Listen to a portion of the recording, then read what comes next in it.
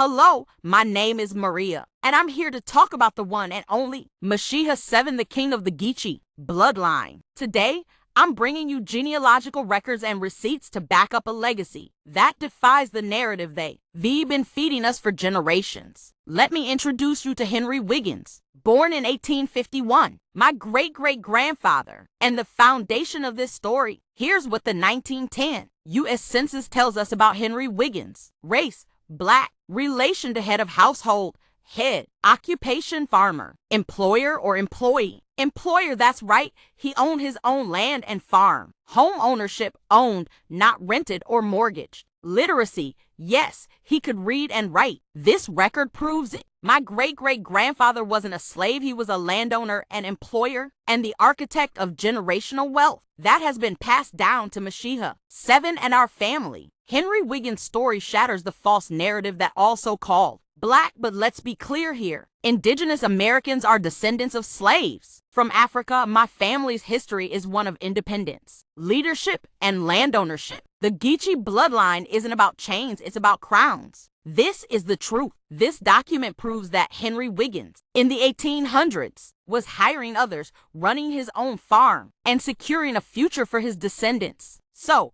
when someone tries to push the slave narrative on my family, I hit them with the receipts. We've been lied to through history, but documents like this remind us that the truth is out there. Mashiha 7 stands tall today as the king of the Geechee because of the foundation laid by Henry Wiggins and generations before him. My bloodline is one of royalty, not slavery. In any case, we would not be considered as slave but prisoner of war and land grabs in which Mashiha 7 family did not suffer as many in the Gullah Geechee corridor have. This is Thomas Wiggins, Henry's son, who he passed his land to by generational wealth. This is the king's great-grandfather. Also his father, Benjamin grandfather. Thomas passed the land down to his daughter, Essie May, who is the king's grandmother, rendering her son Benjamin the king's father. A landlord possessing acres of land on Street Helena Island, Beaufort, South Carolina. Until this very day, land still remains in the family of Henry and Thomas Wiggins' descendants. Do you know your history? Are you ready to uncover your truth? Because when you know where you come from,